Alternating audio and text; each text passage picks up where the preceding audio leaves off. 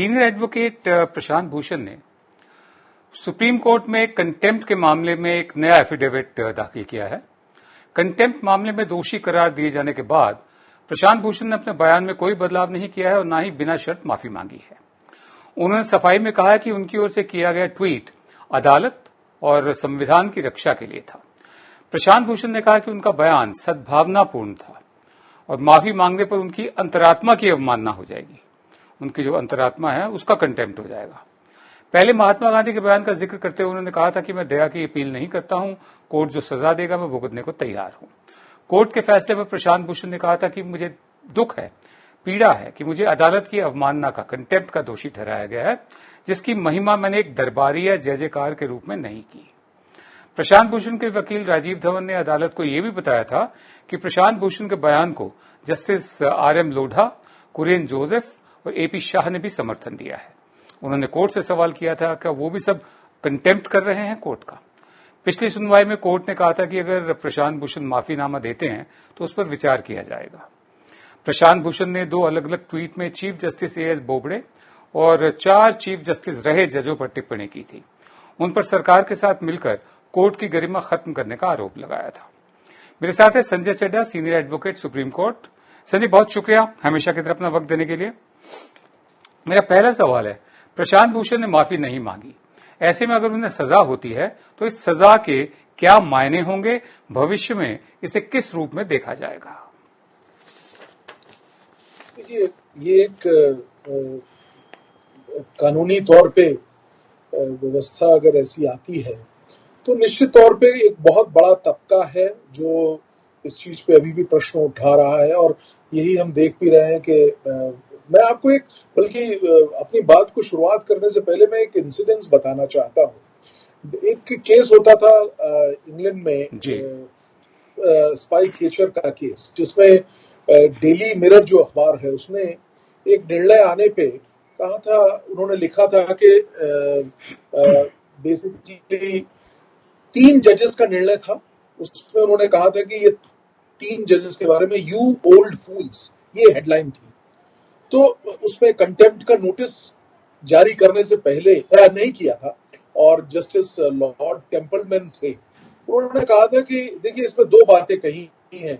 एक ओल्ड फूल, तो ओल्ड तो मैं हूं और फूल ये उनका अपना परसेप्शन है। मैं I can't say many things. तो इस तरह हम basically we take all the common law से हम सारी चीजें बोरो करते हैं। तो ये एक बहुत ही रिमोटेस्ट पॉसिबल स्थिति में क्रिमिनल कंटेम्प्ट को लिया जाता है। देखिए, सिविल कंटेम्प्ट होता है जब आप किसी निर्णय को फॉलो ना कर रहे हो, कोर्ट का एक आदेश है उसको हम फॉलो ना कर रहे हो, तो होता सिविल कंटेम्प्ट। क्रिमिनल कंटेम्प्ट में 3 एस्पेक्ट होते हैं। या तो आप स्कैंडलाइज कर दीजिए और उसकी जो लॉ की जो कोर्ट की अथॉरिटी है उसको आप डिमिनिश करते हैं, तब उस स्थिति में हो सकता है। या आप इंटरफेयर कर रहे हैं जस्टिस में, जस्टिस डिलीवरी के लिए, या उसके एडमिनिस्ट्रेशन को ऑब्स्ट्रक्ट कर रहे हैं। ये 4 परिस्थितियां वहीं पे होता है। यहाँ पे जो इन्होंने स्कैंडलाइज के उसमें लिया है, देखिए मैंने जो एग्जाम्पल दिया अगर केस का, जहां पे स्पेसिफिकली देखिए 3 फूल, यहाँ ऐसा कहना ये यहाँ से हमारे वाले से काफी कोरिलेट हो रहा है और जो चीजें कही हैं अगर उनको हम देखें तो ये बहुत लाइटर उसमें लेना चाहिए। मेरा ऐसा मानना है, ये मेरी अपनी वो है, और कई जजेस ने भी, जैसा हमने अपने कार्यक्रम में अभी आपने बताया कि कई जज भी इस चीज को कह रहे हैं कि ये सही नहीं हुआ है और इसमें नहीं होना चाहिए था। और प्रशांत भूषण जी ने भी कहा है कि वो उनकी अंतरात्मा की आवाज के खिलाफ होगा अगर वो क्षमा याचना मांगते हैं। जी मैं आगे बढ़ता हूं। फिल्म अभिनेत्री हैं स्वरा भास्कर। उनके खिलाफ अटॉर्नी जनरल के वेणुगोपाल ने कंटेम्प्ट का मुकदमा चलाने की इजाजत नहीं दी है। अटॉर्नी जनरल वेणुगोपाल ने पिटिशनर को लिखी एक चिट्ठी में कहा कि ये परसेप्शन ऑफ द स्पीकर है कि स्वरा भास्कर ने कंटेम्प्ट किया है, ये संस्था पर हमला नहीं है। स्वरा भास्कर ने अयोध्या राम मंदिर पर सुप्रीम कोर्ट का फैसला आने के बाद एक टिप्पणी की थी। स्वरा के बयान के खिलाफ वकील अनुज सक्सेना ने स्वरा की टिप्पणी को आधार बनाते हुए अटॉर्नी जनरल से मुकदमे की इजाजत मांगी थी। अनुज सक्सेना ने अटॉर्नी जनरल को लिखे चिट्ठी में स्वरा भास्कर के 2 बयानों का जिक्र किया था। स्वरा ने कहा था कि हम एक ऐसे देश में रह रहे हैं जहां सुप्रीम कोर्ट का कहना है कि बाबरी मस्जिद का जो विध्वंस था वो गैर कानूनी था और इसी फैसले में उन्हीं लोगों को पुरस्कृत किया जिन्होंने मस्जिद गिराई कि मंदिर बनाने के हक में फैसला दिया और उन्हीं को ही दिया अधिकार। स्वरा ने अपने दूसरे बयान में कहा था कि हम एक ऐसी सरकार द्वारा शासित हैं, हम पर एक ऐसी सरकार राज कर रही है जो हमारे संविधान में विश्वास नहीं करती। हम ऐसे पुलिस फोर्स द्वारा शासित हैं, हम पर राज कर रहे हैं जो संविधान में भरोसा नहीं कर रहे हैं। ऐसा लगता है कि हम अभी ऐसी हालत में हैं जहां हमारी अदालतें इस बात को लेकर आश्वस्त नहीं है कि वो खुद संविधान में भरोसा रखते हैं। ये स्वरा का बयान था। अटॉर्नी जनरल के इनकार के बाद अब सॉलिसिटर जनरल से अवमानना का मुकदमा चलाने की मांग की जाएगी। मेरा अगला सवाल आपसे ये है, अटॉर्नी जनरल ने स्वरा भास्कर के खिलाफ अवमानना का कंटेम्प्ट का मुकदमा चलाने की इजाजत नहीं दी। आप स्वरा के बयान और प्रशांत भूषण केस में क्या अंतर देखते हैं? देखिए, अगर दोनों के अलग अलग परिप्रेक्ष्य में दोनों ने बातें कही हैं और वो अगर देखा जाए तो अगर इसी एनोलॉजी को लेके जो प्रशांत भूषण जी के उसमें ली गई है, जो स्वरा ने कहा है वो एक जो मेरे हिसाब से जिसको जो अटॉर्नी जनरल ने उसको एक fair criticism of the judgment जो अलाउड है।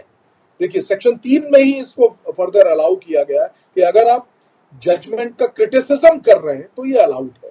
ये बड़ा ही वैसा है, लेकिन जैसा हम देख रहे हैं, जैसा हम पा रहे हैं, जैसा कि इंटरप्रिटेशन की जा रही है, मुझे कहीं से भी नहीं लगता कि ये स्कैंडलाइज करने के लिए या एडमिनिस्ट्रेशन ऑफ जस्टिस के लिए कहीं से स्वरा का बयान जो है वो रिस्ट्रिक्ट कर रहा है, रिस्ट्रेन कर रहा है। और मेरी यही ओपिनियन प्रशांत भूषण जी वाले केस में भी है।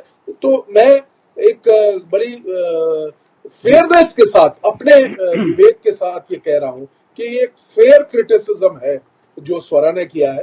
तो फेयर क्रिटिसिज्म एक डेमोक्रेसी में फंडामेंटल राइट है हमारा, उसमें अलाउड है, मेरा ऐसा मानना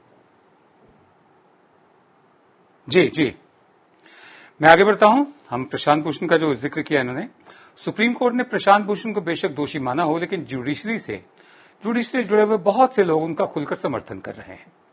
सुप्रीम कोर्ट के जज रहे कुरेन जोसेफ की मांग है कि मामले की सुनवाई एक कॉन्स्टिट्यूशनल बेंच को करनी चाहिए। अटॉर्नी जनरल के वेणुगोपाल ने भी सुप्रीम कोर्ट से अपील की थी कि प्रशांत भूषण को सजा न दी जाए। उन्होंने आम लोगों के हित में शानदार काम किया है।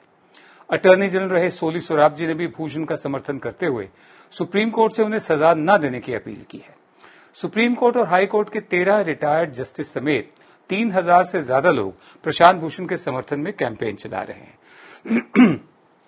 यूके में है वकीलों की एक बार human rights committee, Commonwealth human rights initiative, campaign for judicial accountability and reforms. उन्होंने भी सुप्रीम कोर्ट के फैसले की आलोचना की है। 20 अगस्त की सुनवाई में बेंच ने कहा था कि दोष साबित करने को लेकर उनकी दायर जो रिव्यू पिटीशन पर जब तक फैसला नहीं हो जाता सजा प्रभावी नहीं रहेगी। यानी प्रशांत भूषण के पास हक है कि जो भी फैसला कल आएगा उस पर वो रिव्यू पिटीशन दाखिल करें, और जब तक उस पर फैसला नहीं हो जाता तब तक वो सजा नहीं दी जाएगी उनको, जिसका ऐलान कोर्ट ने करना है। मेरा आखिरी सवाल आपसे है संजय, बहुत संक्षेप में जवाब चाहूंगा कि रिटायर्ड जज, वकील, कॉन्स्टिट्यूशनल एक्सपर्ट सुप्रीम कोर्ट के फैसले का विरोध कर रहे हैं, सजा नहीं देने की अपील कर रहे हैं, लेकिन सुप्रीम कोर्ट अपने रुख पर कायम है। इसे क्या माना जाए? कहीं इसे अंग्रेजी में कहते हैं क्लेफ्ट स्टिक, कहीं इस जाल में फंस तो नहीं गए हैं कि शेर की सवारी की है, ना उतरते बन रहा है, ना ही लगातार सवारी करते बन रहा है। देखिए, मैं यहाँ पे जो आपने जस्टिस कुरियन जोसेफ की बात की, उन्होंने कहा कि एक बड़ी बेंच को देखना चाहिए इसमें, और ये मेरे ख्याल से जो कानून की व्यवस्था है पुरानी, उसमें भी ये कहा गया है कि एक कॉन्स्टिट्यूशनल बेंच को इसका निर्धारण करना चाहिए ऐसी परिस्थिति में। ये एक मेरे ख्याल से एक बड़ी बात होगी, पहली चीज। दूसरी चीज जो सबसे अहम है, जैसा कि 2 मांगे प्रशांत जी ने की थी।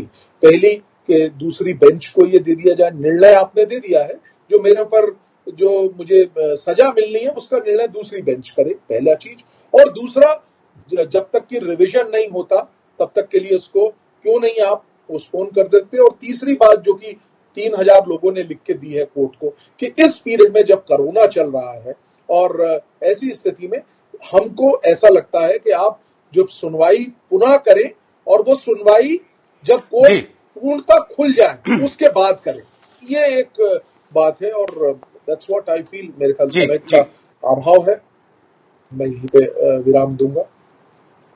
जी।